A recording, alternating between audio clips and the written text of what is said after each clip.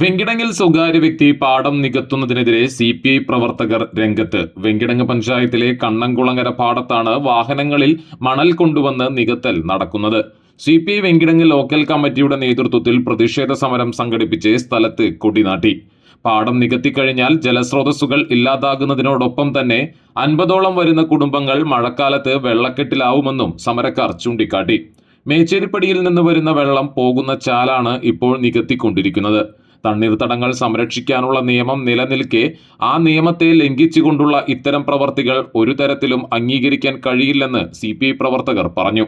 CPI Venkitangu local കമ്മിറ്റിയുടെ നേതൃത്വത്തിൽ ബന്ധപ്പെട്ട അധികൃതർക്ക് പരാതി നൽകിയിട്ടുണ്ട്. നികത്തിയ സ്ഥലങ്ങൾ പൂർവ്വസ്ഥിതിയിലാക്കണമെന്നും CPI പ്രവർത്തകർ ആവശ്യപ്പെട്ടു. സമരം CPI local secretary CR Dileep ഉദ്ഘാടനം ചെയ്തു. സമരത്തിന് CP Johnson, CS Raveendran, Joseph Kollannur, EV Muhammed, CT Antony, KA Balakrishnan തുടങ്ങിയവർ നേതൃത്വം നൽകി.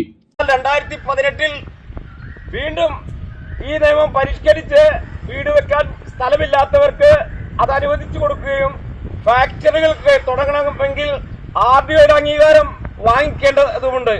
ഇതുപോലെ പ്രകൃതി നാശം സംഭവിക്കുന്നതും ജലസ്രോതസ്സുകളെ സംരക്ഷിക്കപ്പെടേണ്ടതുമാണ്. അതിനെതിരെയാണ് CPI വെങ്കിടങ്ങ് ലോക്കൽ കമ്മിറ്റിയുടെ കീഴിൽ ഇന്ന് ഈ പാടം തുറക്കുന്നതിനെതിരെ അതിശക്തമായ സമരവുമായി മുന്നോട്ട് വന്നിട്ടുള്ളത്.